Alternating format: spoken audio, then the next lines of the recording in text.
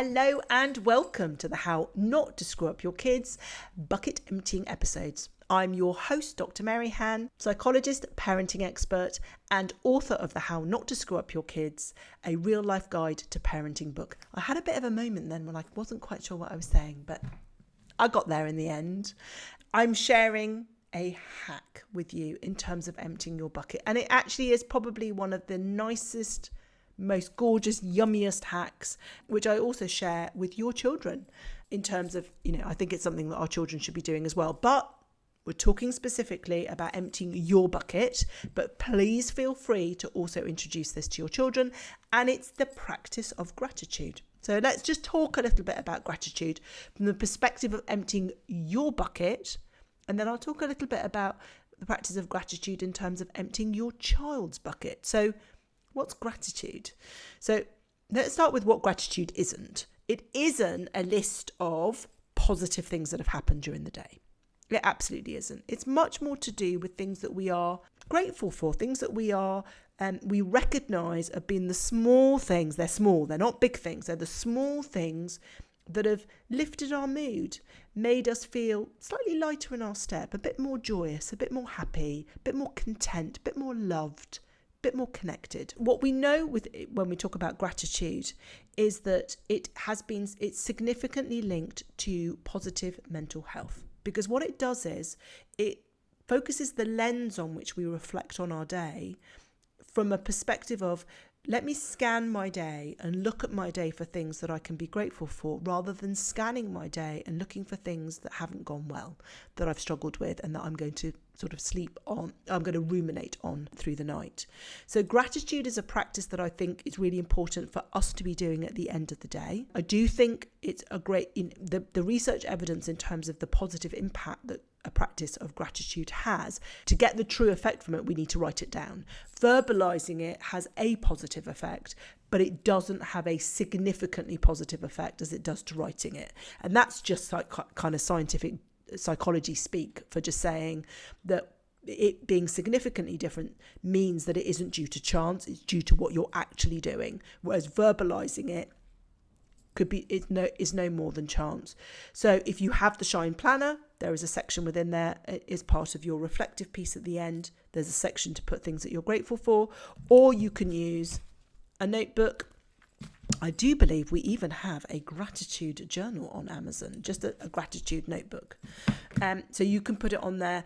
And my advice is that it's something that you do at the end of the day, so that you're able to literally scan through your day and write down 3 things that you are grateful for. And you can either do it in a notepad, or you might do it in one of those sort of glass jars, like the pickle jars that has got that sort of metal sort of clip that you have. And then you might write them on different coloured pieces of paper. And what's beautiful about doing it that way, and it's a really beautiful visual, which I think also adds another layer of gratitude, is that you then see how that builds up, and you can see that it's like your gratitude's overflowing. It also means that if you're having a particularly difficult day, you can just randomly dip and pull something out, and it's a reminder of something that you were grateful for maybe a day ago or a week ago. So that can be a great way of doing it. And the reason why it's such an important thing is that quite often what we tend to do is, when we're looking at our day, at the end and the close of our day, we tend to reflect back on our day, and we're almost like slightly cognitively primed, particularly where we're having difficult situation or life is a bit difficult. We're having challenges with our children, challenges with work, our partner, our friendship, whatever that might be. Is that we tend to have a bit of a cognitive, this confirmation bias, is we tend to scan the day and look for things that affirm and confirm the lens on which we look at our life, that life is difficult, that we're having difficulty challenges with our partner or our friends or whatever that might be. And so the process of having a practice of gratitude allows us to reframe that and ask us to look at our day from a different lens, and really to focus. And it's like any kind of muscle, it's in our brain, and when we're looking at gratitude as a muscle that needs exercising, the more we exercise it, the stronger it becomes. So of course, when we first do it, and when I'm working with a family and I'm working with a child or a teen, it's the first thing that I ask them at every single session is asking them to talk through 6 things since our last session that they're grateful for. And some find it more difficult than others, and some struggle for longer, but it's incredible how I see the changes. Maybe that I'm working with a child every week, or I might be working with a child every couple of weeks, 3 weeks, 4 weeks. But you see that they become more skilled, more able to scan through their day and really reflect back on that.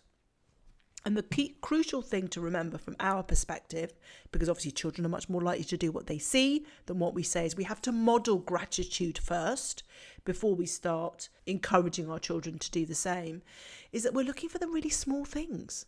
It is the tiniest of things that make a difference. So if I'm going to put myself on the spot and I'm going to think about what I'm grateful for today. So today I'm recording this, it is 10 to 6. I'm grateful for the fact that I had a really delicious lunch that I was able to just eat and not worry about having to prepare. I am grateful for the support of my incredible executive assistant, Heidi, who has been with me today and kind of encouraging me. We've had a really long day of filming, so I'm really grateful for her.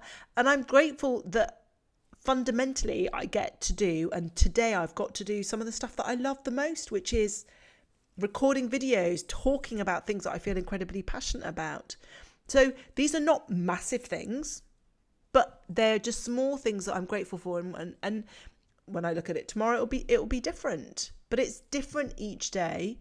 But it really helps us to kind of reframe that. And of course, whilst we're thinking about things that we're grateful for, and we're writing and we're documenting and we're chronicling it, what that does is, I don't know whether you noticed it even as I was talking about them, my face will just lights up. My energy is different. The physical sensations I have in my body is that kind of joy, that glow, that energy, that happy feeling. What we know is that our brain doesn't know the difference between what's real and what's imagined. So if we can put ourselves in that state of being joyous and focusing in on the things that give us those small wins and that happiness, then it places us in the right frame of mind as we then are ending and closing our day and we're about to go to sleep. And so I think you have to start, so the whole oxygen mask with this particular one is you have to start with your own practice of gratitude before you then start to encourage your children to do it. And writing it down is absolutely crucial. And if you've got really young children, it's not about spelling, they can draw it, but it's about really connecting with what are the small things during the day that they're really grateful for, and then being able to reflect back on those. So it's something that I would encourage you to start doing, and just notice what impact that has on you. I hope that you kind of will take on the challenge. You'll take on the gratitude challenge for 1 week. So I hope you found that helpful and enlightening and joyful, that the episode was really helpful for you. And we have got a template for this that we'll be sharing. So you head over to drmaryhan.com/library, where you will find, you'll need to just pop in your email address and you'll get instant access to the gratitude template for you to try, as well as all the other free resources across all the other podcast episodes. As ever, if you have enjoyed this episode, I would love it if you could rate, review and follow this podcast so that others can find us and we can spread the love.